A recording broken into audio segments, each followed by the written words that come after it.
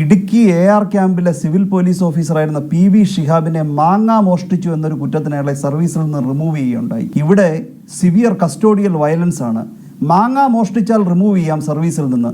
എന്നാൽ ഒരു മനുഷ്യനെ ഇഞ്ച പരുവമാക്കി CCTV ക്യാമറയിലൂടെ തല്ലിച്ചതയ്ക്കപ്പെട്ടു എന്ന് വ്യക്തമായിട്ടും ഇൻക്രിമെന്റ് കെട്ടുകൊണ്ടാണോ അത്?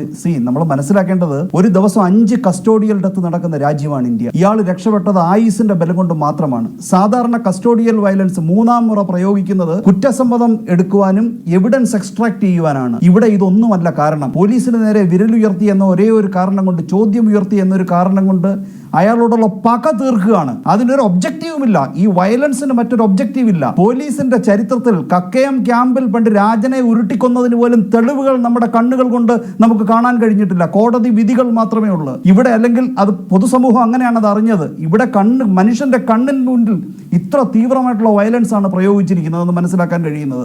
പിന്നെ ഇത് ശ്രീ ജോർജ് ജോസഫ് പറയുന്നത് പോലെ വോളണ്ടറി റിട്ടയർമെന്റോ റിമൂവൽ ഫ്രം സർവീസോ അല്ല. They shall be dismissed from service. Remove ചെയ്ത് കഴിഞ്ഞാൽ വീണ്ടും റീ അപ്പോയിൻമെന്റിന് അവർ അയോഗ്യരാകുന്നില്ല. വോളണ്ടറി റിട്ടയർമെന്റ് ആണെങ്കിലും മറ്റൊരു സർക്കാർ തൊഴിലിന് അവർ അയോഗ്യരാകുന്നില്ല. അവരെ ഡിസ്മിസ് ചെയ്യണം. ഡിസ്മിസ് ചെയ്തെങ്കിൽ മാത്രമേ വീണ്ടും അവർ സർക്കാർ സർവീസിൽ ഇരിക്കാൻ യോഗ്യർ അല്ലാതെയാകുന്നുള്ളൂ.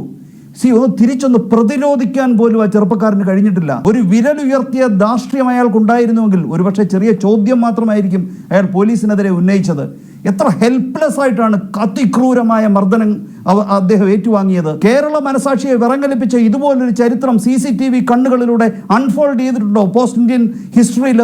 ഇത്രയധികം ക്രൂരത കാണിച്ചിട്ട് എങ്ങനെയാണ് ഷിഹാബിനെ മാങ്ങ മോഷ്ടിച്ചതിനെ പുറത്താക്കാമെങ്കിൽ ഒരു മനുഷ്യനെ ഇത്ര പച്ചയായിട്ട് മർദ്ദിക്കുന്നത് പുറത്തെറിഞ്ഞിട്ടും ഏത് തരത്തിലുള്ള ലീനിയൻസ് ആണ് ഇവരുടെ ഭാഗത്തു നിന്നുണ്ടാകുന്നത്? ഈ കാപാലികന്മാർ, ഈ വൃത്തികെട്ടവന്മാർ സർവീസിൽ ഓരോ നിമിഷം തുടരുന്നതും കേരളത്തിലെ ജനങ്ങളുടെ മുഖത്തടിക്കുന്നതിന് തുല്യമാണ്. കേരളത്തിൽ ഉടനീളം സാധാരണ ജനങ്ങൾ പോലീസിൽ നിന്നും അനുഭവിക്കുന്ന, പുറത്തു പറയാൻ പലർക്കും ധൈര്യമില്ലാത്ത, അന്തസ് കെടുമെന്നുള്ള ഭീഷണിയിൽ തല്ലുകൊണ്ടുകൊണ്ട് പോകുന്ന ആയിരക്കണക്കിന് ആൾക്കാരിൽ നിന്നും ഒരു വ്യക്തി വ്യത്യസ്തനായി അവരുടെ രാഷ്ട്രീയ പാർട്ടിയുടെ സപ്പോർട്ട് അതിനകത്ത് വന്നിട്ടുണ്ടാകാം. ഈ പോരാട്ടത്തിന് പല കാരണങ്ങളും ഉണ്ടാകാം.